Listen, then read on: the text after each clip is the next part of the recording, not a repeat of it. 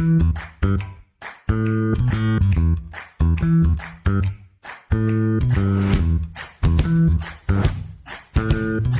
listening to the Common Fan Podcast, a Husker football podcast for the common fan by the common fan. Welcome back to the Common Fan Podcast. I am TJ Burkle, as always, alongside Matty Owens Sr. and Geoff in Lincoln. Hey, get to the Common Fan website, www.commonfan.co. Subscribe on YouTube, like this episode, sign up for the newsletter, follow all the social media accounts, and generally keep up with all the fun and frivolity of the Common Fans. The Huskers are 4-1. What are you waiting for, Common Fans? Get to the Common Fan website and get your fix, your Husker football fix, all day, every day. Also, Common Fans, you know game day isn't complete without delicious Nebraska beef. And if you really want to upgrade your spread this season, Oak Barn Beef has got you covered. They ship premium Nebraska-raised beef straight from their family farm to your front door. Steaks, roasts, ground beef, you name it. Order online at oakbarnbeef.com. That's oakbarnbeef.com. And make every tailgate or watch party a little more memorable. Friend of the program, Brandon Vogel, is back with us. Speaking of getting your Husker fix, go to thecounterread.com. Subscribe right now. You can get the best Husker coverage all year round, brought to you by Mr. Vogel. How are you, Brandon? I'm doing well. Thanks for having me back, guys. These are starting to feel pretty friendly and familiar, so always happy to hop on. It's our pleasure. Yeah, it is our pleasure. And thank you for saying that. It's very kind of you to say. It's all despite checks Jeff in the mail. Checks in the mail. It's all despite Geoff being part of the whole operation, but he didn't chip in for the check. Watch enough.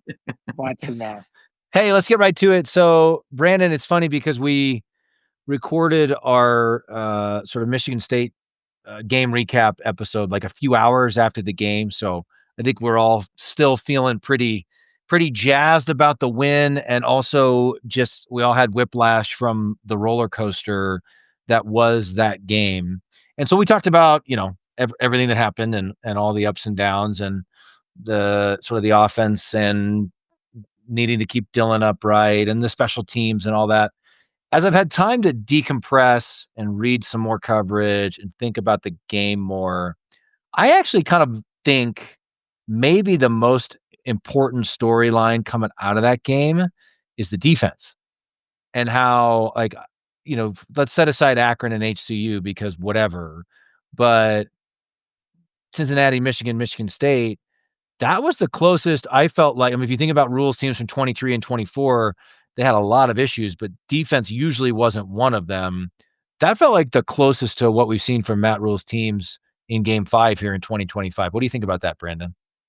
Yeah, I would agree with that. I came out of the Michigan State game. It was a weird one.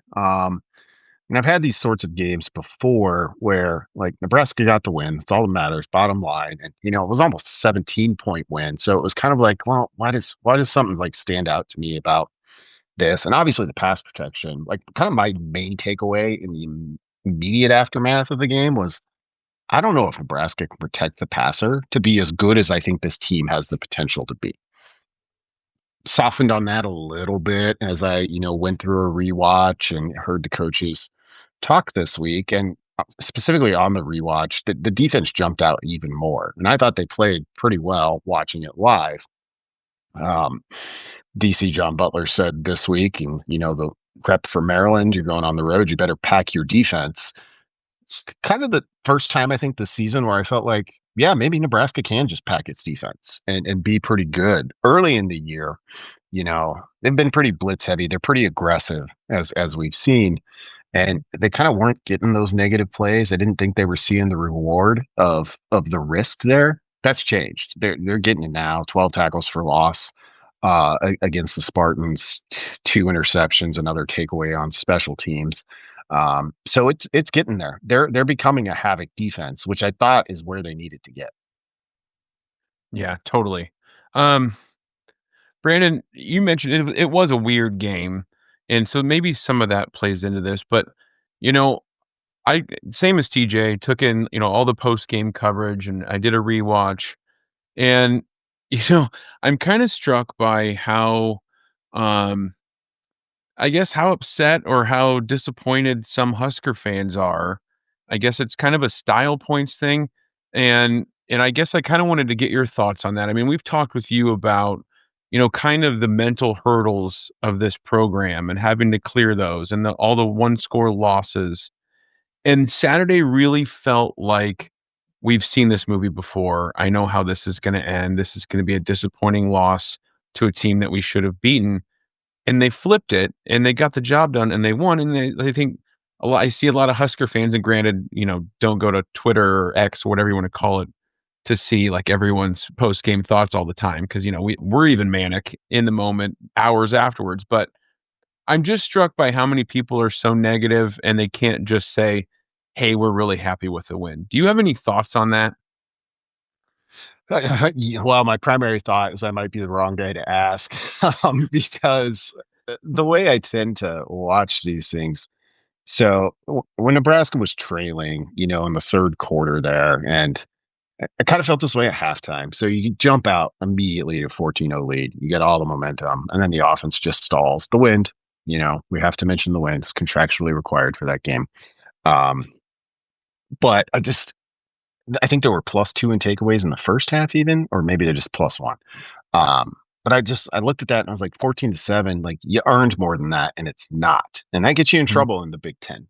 And then, we saw what happened during the third quarter. Like at that point, which I kind of was probably the nadir of that game for most fans, it reminded me of 2019 Northwestern, which at the time, a couple of our staff writers, I think, were ready to fight me. That was a game Nebraska got a late interception and kicked a field goal despite not having a field goal kicker. Wobbled one through. Another windy day to win. Sorry to interrupt you, but yes, 13-10, and Tim Brando was on the call, and Wandale scored on a screen pass, I think.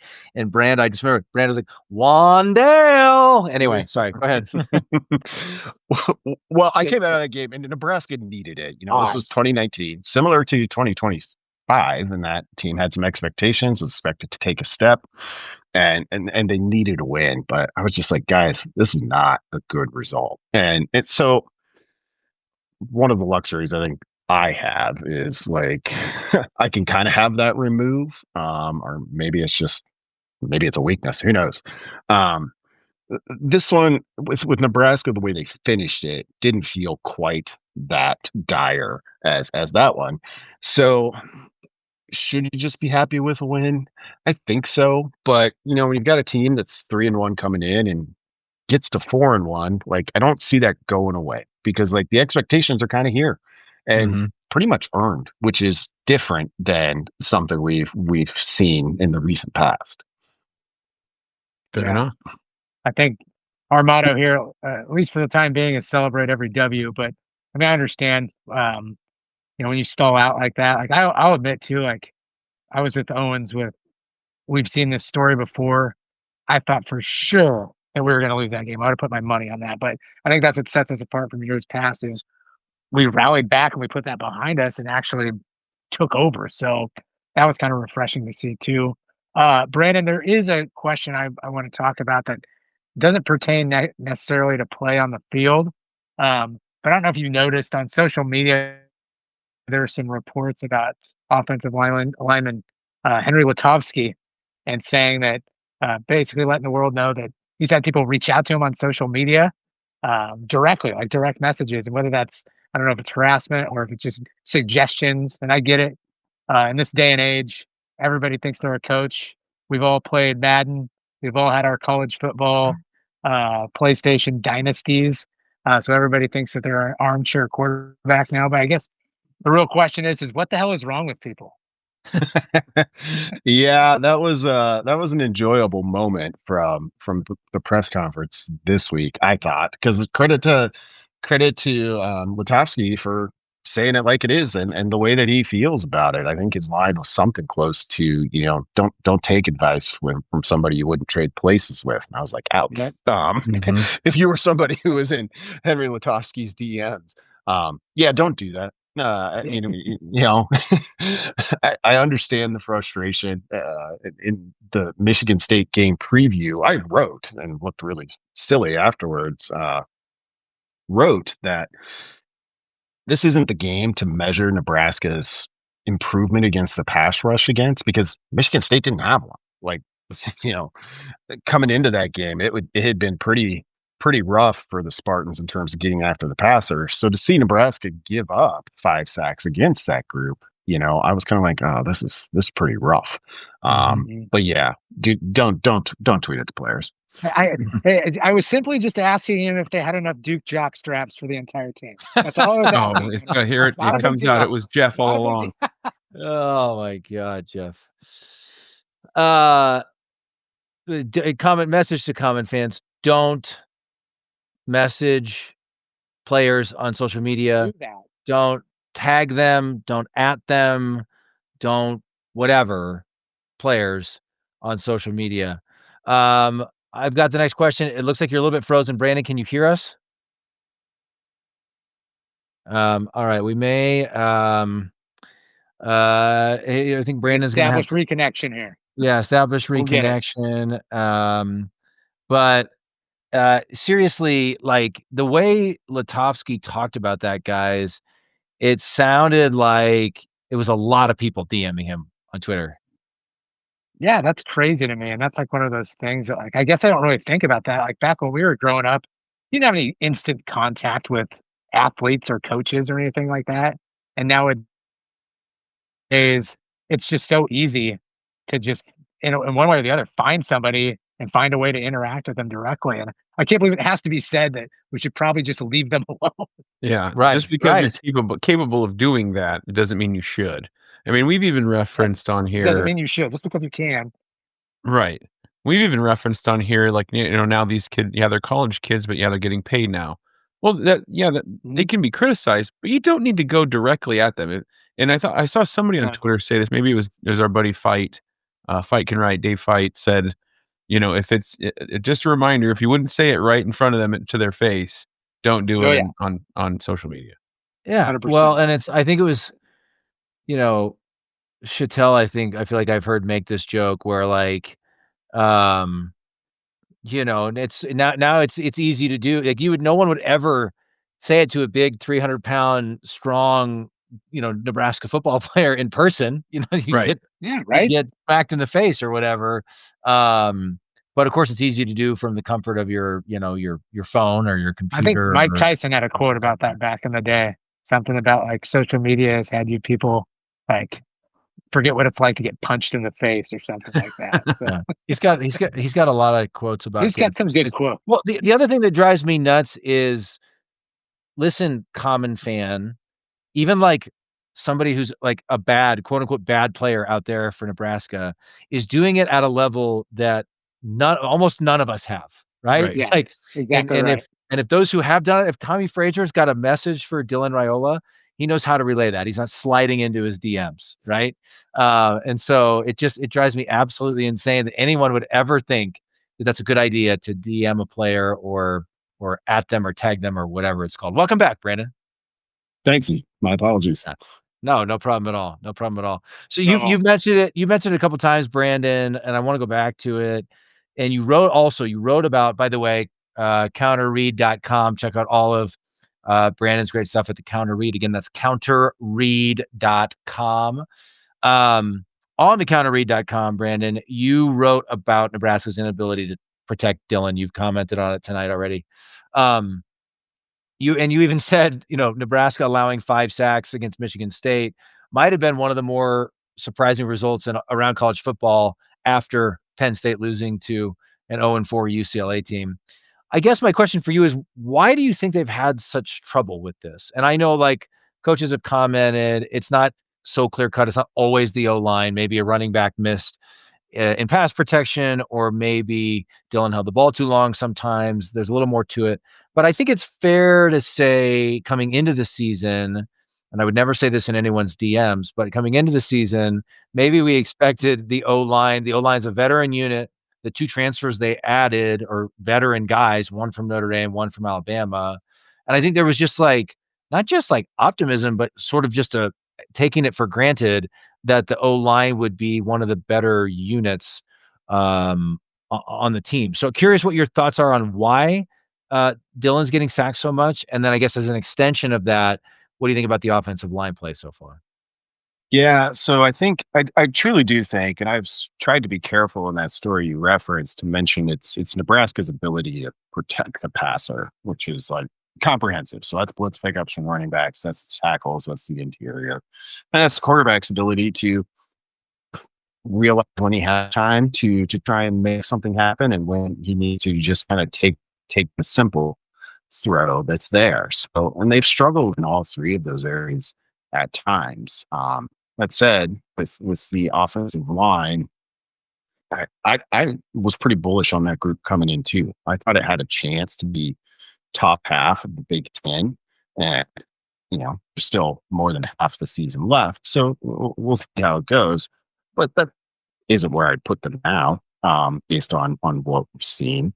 So it was interesting. Matt Rhule in his podcast last week was asked a really good question about, when it comes to the portal, if you're budgeting this like an NFL team, what positions are the most important? And quarterback was, of course, number 1. Tackle was 2. And it's just one of those positions. And we've seen Nebraska make changes there. The initial depth chart that came out had different leaders listed than the guys who played most of the snaps there. It's one of those positions where it's a big ask. There's a reason those guys are so valued, and to some degree, it's a position where either you got them or you don't. I think based on shuffling at that position, Nebraska can't definitively say yep, we went out, we got tackle and we put him there, and he's doing exactly what we had hoped. So it's kind of a combination of all those things. Okay. Well, we've talked about the defense. We've talked about the offensive line. Clearly, there's no argument to be made here that the special teams unit, surprisingly enough, has probably made, I think, the biggest strides so far for this season. So, Brandon, as the professional of our Common Fan podcast here, when do we start discussing building Mike Ekeler a statue? But there's a real question. There's a real question behind that, though. I would say, is he the best hire or the best change that Coach has made? The Coach Rhule's made. It certainly looks that way now. So the FEI ratings, sure, one of the many power ratings that I look at each week, has Nebraska number 1 at some specific special teams categories. Not number 1 overall, but number 1 in a couple of them. Think about where Nebraska is coming from, not just from last year, but from the last 5, 6, 7 years. That Mike Ekeler hire set up by Will Compton. It was the guy that when Nebraska had an opening, you're like, oh yeah, go get Ekeler, because the dots were easy to connect. But there were no dots between Rhule, or there was no direct line between Rhule and Ekeler. But he, took the interview, and here we are. And the results have been, frankly, pretty shocking. It would have been fair to expect, I think, some improvement. I kind of said all offseason, if they can get back to the median or the average, yeah, that's a really good year. They've been better than that so far. Is he the best hire Rhule's made? I think, and this requires looking between the lines a little bit more right now, but I think Holgorsen might be in that discussion. Nebraska's 1-1 over its last 2, but it's been right in the neighborhood of 30 points in both of its Big Ten games, which is a key number. And then you also, I think you can go back to the very start. Tony White was pretty good. But yeah, Ekeler matched those. So, that's one coordinator for each facet of the game. Not bad. Not bad at all. Well, Brandon, switching gears and looking forward, we always say that our future is bigger than our past. So let's look forward to Maryland. Hold on, Matt. Who says that? We don't say that. Who says that? Oh, my father's always said it. It's because I always say that. Okay, good. I know the common fans don't really say that. I love it. We should start saying it. I would welcome us saying that. Yeah. Well, Okay. Sorry to now's the interrupt. time. You We made can that up, start didn't now. you? Sorry You to made that interrupt. up, didn't you?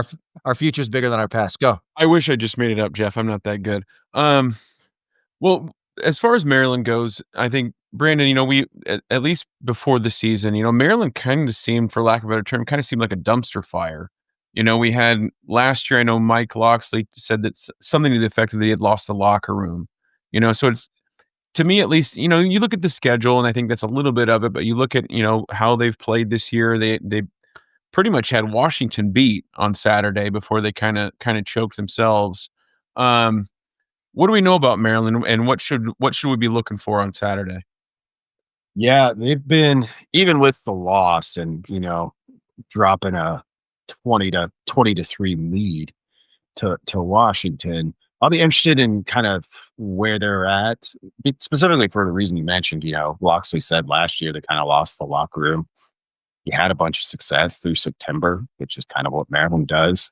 And then things flip in October for them typically. And coming into the year, I didn't have very high expectations for the Terps. I didn't love kind of their coordinator changes that they made. Shows what I know, I guess. But I think what we know about them for this upcoming Nebraska game is when Nebraska has the ball, it's going to be a real strength-on-strength matchup. They lead the Big Ten in sacks, which would be the number that everyone cites this week. And yeah, Nebraska, that's a scary thought given what we've seen from Nebraska in Big Ten play so far. But they're also a really good pass defense, just in general. It's sort of similar to Cincinnati. They really keep the explosive plays down. So if that's the case, can Nebraska kind of pass protect well enough? We're doing Raiola, like there's no question about his ability to kind of complete throws at a very high clip. I think that becomes kind of Nebraska's play going forward. Probably B are the foremost keys to the game, in my opinion. Just how Nebraska moves the ball through the air. Offensively, Maryland's got a freshman quarterback who's been better than expected, I think, and expectations were pretty high.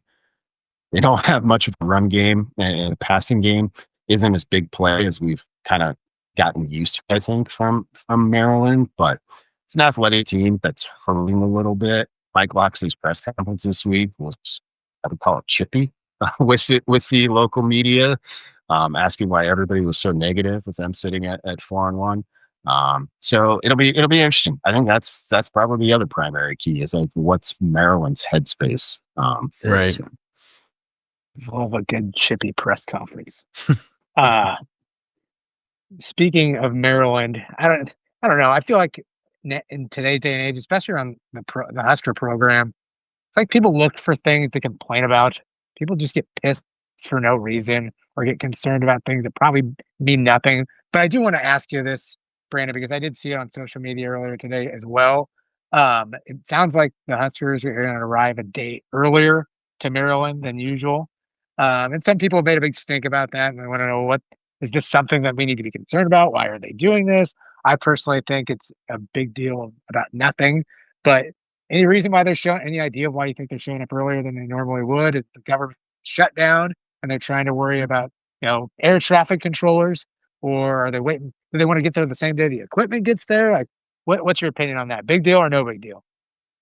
No, I don't think it's a big deal. Now, if they lose the game, it'll become a bigger deal, I suppose. But according to Rhule, Maryland is right outside of DC, but you don't really stay in College Park. I've only been there one time, but it's kind of the universities there and like all the businesses you'd expect to support a thriving student body and not a whole lot else. So they'll stay someplace close to DC, I believe, or maybe in Maryland. But they've got a little bit of bus ride. I think it was Lutovsky speaking this week said he appreciates it. One of the things he doesn't like about road games is kind of get there, like everything is managed and it feels like you get off the plane and you have something to do until it's game time. So this will give him a little bit, I think, more just get acclimated. And we'll see how it goes. I think when Rhule was talking this week about them taking their chefs on the road, I was like, man, this not a bad time. Not that it was ever a bad time, but it's really not a bad time to be a Husker football player in terms of the resources available to them. Yeah. Right. Well, I just feel like I don't think it's anything more than, we've heard this about Rhule. It was true of Tom Osborne. I don't think it's anything more than like turning over every rock you can to try to give yourself every advantage possible. It's not a matter, like there were a couple of people again, it's just social media, but there were a couple of people commenting on sort of making it a toughness argument about, oh, they really can't get there the day before. And if like that extra sleep or extra days acclimation to the 1 hour time change or whatever, if that gives you a 1% more chance or helps you play 1% better, it was worth it. Right. If bringing your chefs, take that advantage. Bringing your chefs on the road makes you, 2% more likely to play better or whatever, then it was worth it. Like, I don't even understand why this stuff doesn't even need to be discussed. Like, yeah, we have look, college football is king over everything else when it comes to resources, and it takes the cake over class too, right? It really does. Like, I'm not saying whether it should, but it does. And so I just don't understand why this is even a discussion. Like, if anything you think can give you an advantage, you should do within the rule, within the bounds of the rules, and of course legality and morality and all those things. Well, it's like, and Coach Rhule's staff, to me, has placed a lot of emphasis on the things they can control. Right, the food, nutrition, sports science, psychology stuff, like all that stuff matters. I think it does anyway. I mean, like you said, TJ, Tom Osborne had, remember when he had Dr. Jack Stark, right? They were one of the first, I think, to use sports psychology, and that was like in the early 90s. And there's all this, there's enough science and studies out there that 1 hour difference in your day, waking up an hour earlier, time zone changes, those things affect people in different ways. So yeah, I have no problem with it, and I think the people saying that they're soft or that whatever, I think that's just ridiculous. that's right. And I'll piggyback on what TJ said, common fans, all within the rules of the pro, all within the laws, right? We're not like the Michigan Astros, who we only lost to by 3 points, mind you, by only 3 points. We're not like the Michigan Astros. We are all doing this legally to get every advantage we can get. That's an excellent point, Jeff. We're not getting aided by the college football industrial complex to steal signs or anything like that. Oh, it's me. Hey, sorry about that. Hey, I don't know if you guys knew this, and more specifically, Brandon. Nebraska's got a chance to go to be 6-2 or 7-1 going to the USC game. We're assuming that we're not going to lose all 3 of the next games. We'd like to win, 2 of the next 3, maybe all 3 of them. I mean, to us on this program, that would seem like a real improvement and some real momentum for our program. Brandon, how important are these next 3 games? I think they're pretty big. And I now didn't think this in the offseason. I think this week against Maryland, based on what we've learned so far this year, probably the biggest one. I think it's going to be the toughest one. No disrespect to Minnesota. It kind of scares me to say that, because that was the game I had identified all kind of off season long with like, oh, there's your game where you got to go to Minnesota. It ends up being on a Friday night, and it's, Nebraska's just had problems with Minnesota. Gophers haven't been quite as good as I thought they would be, but I would still expect that to be a pretty tough game. But with what I've seen from Maryland, this is the one. And if you get past this one, I do like Nebraska's chances to go 4-0, which I wrote about this during the off week after Michigan. Man, like, you could look at it and say they got a chance to win those. I always expected 3-1. I was like, that's kind of what it adds up to. Like, you get into a tough Big Ten game somewhere along the line, and you drop one. But at 6-2, going into November with, that Penn State game sure looks a lot different. USC game doesn't look any easier. In fact, it might look a little more difficult. You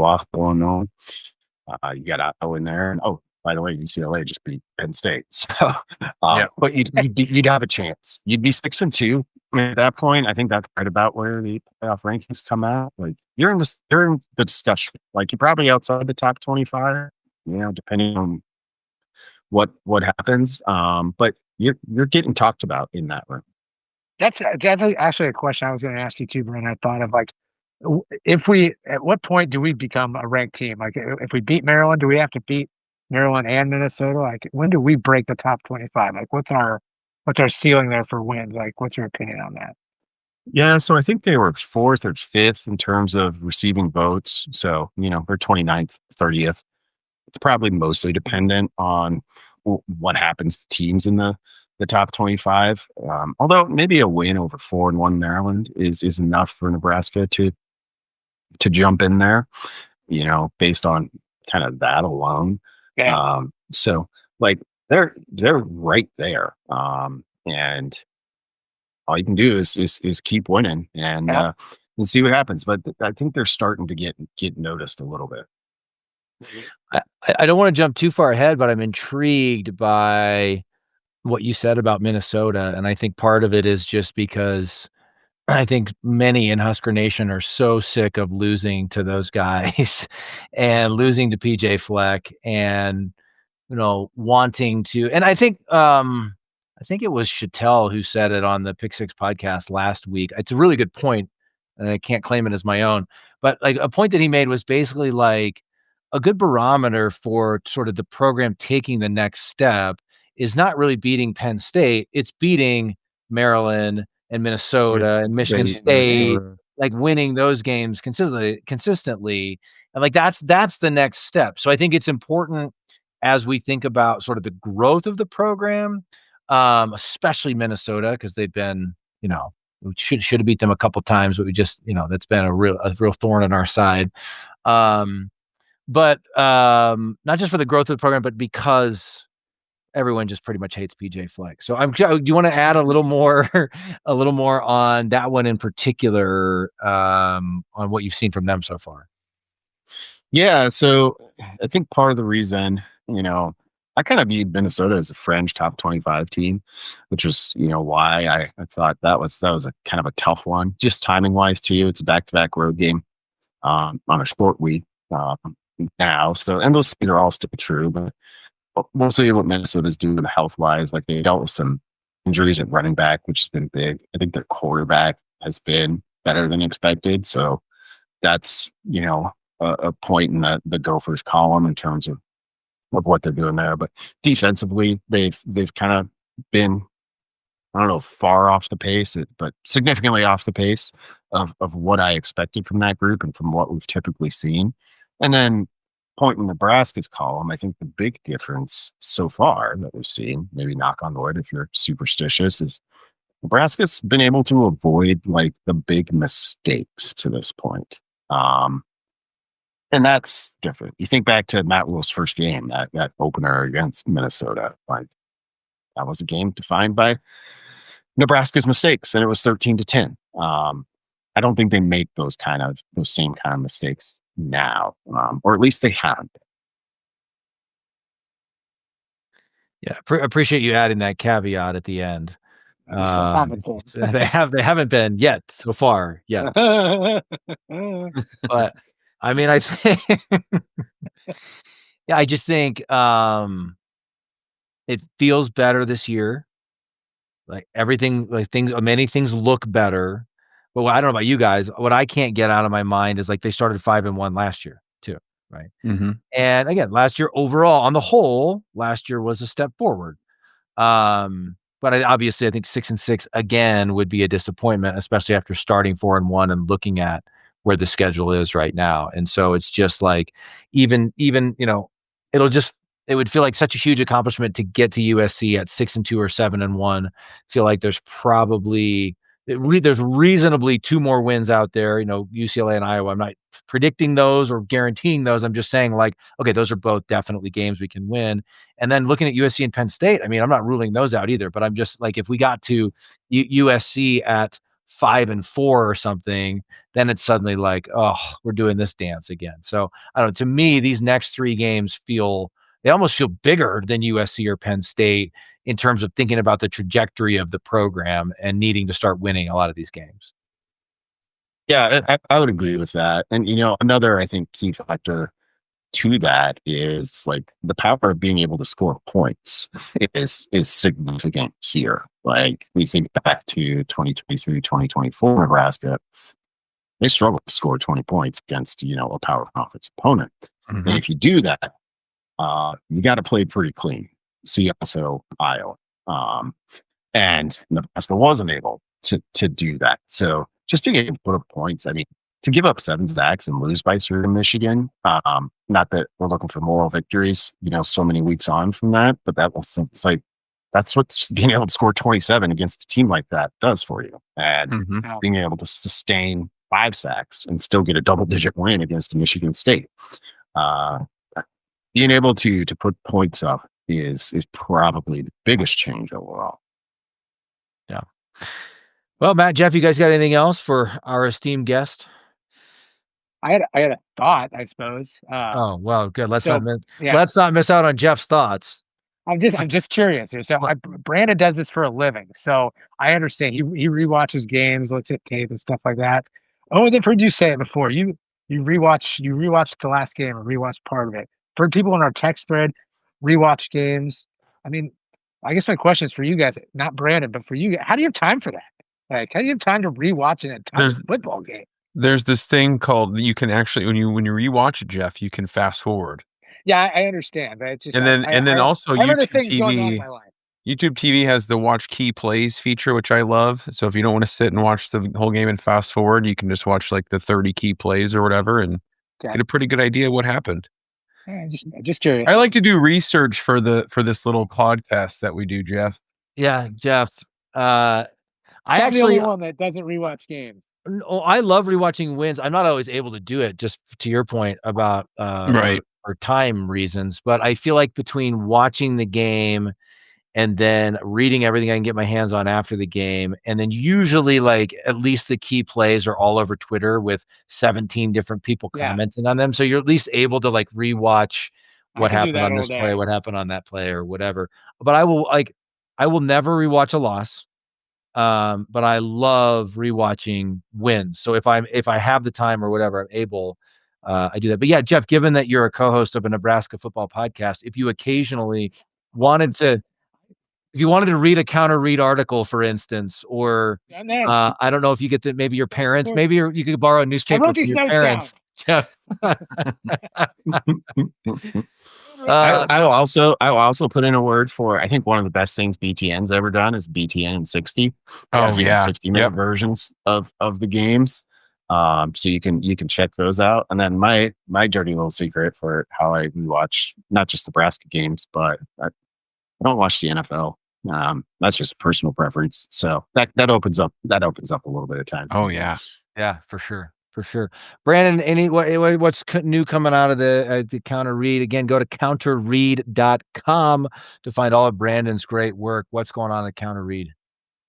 Yeah, so as you mentioned earlier in the podcast, kind of into our regular season rhythm here. So it's about 4 times a week newsletter from myself and my colleague, Aaron Sorensen. Mondays have become kind of my big picture, react, whatever we saw the previous week from the Huskers. And then Thursdays are usually my favorite thing to write each week, which is the game previews. I just kind of enjoy the puzzle of looking at a team like Maryland who, get a chance to watch them every week, but I try to put the puzzle together and see where they're strong and Nebraska maybe not, and where Nebraska's strong and maybe Maryland's not. And I take the approach of kind of giving 3 checkpoints for the game, which is another thing about that Michigan State game. Sorry. Nebraska hit all 3. So that was kind of a good check for myself. I was like, well, they did everything I thought they probably needed to do. Why don't I feel better about the double-digit win? Do you, and I don't want to scoop whatever you got coming out later in the week, but do you want to proffer a prediction for the Maryland game? Sure. I think I'm landing in the range. I think this is gonna be tough. I think Maryland has the defense to make things difficult. specifically, and they're coming in a little wounded, unlike Nebraska. So I do think the Huskers get a win, but I'd be somewhere right now in the range of 24-21. Oof. Oh. So we're gonna be sweating on Saturday. You biting nails. Yep.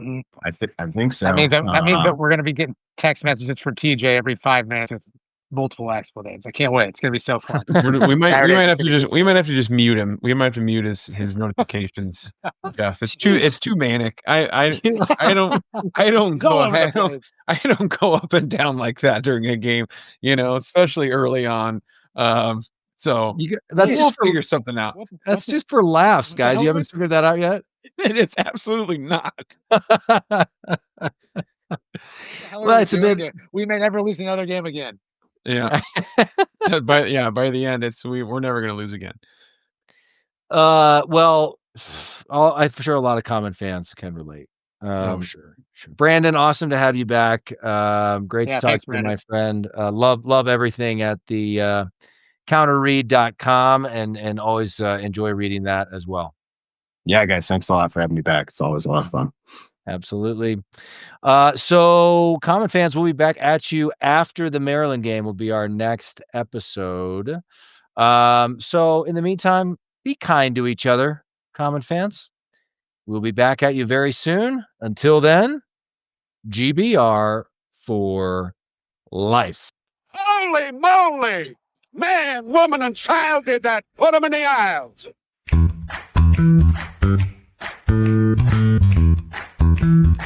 And Nebraska takes the lead.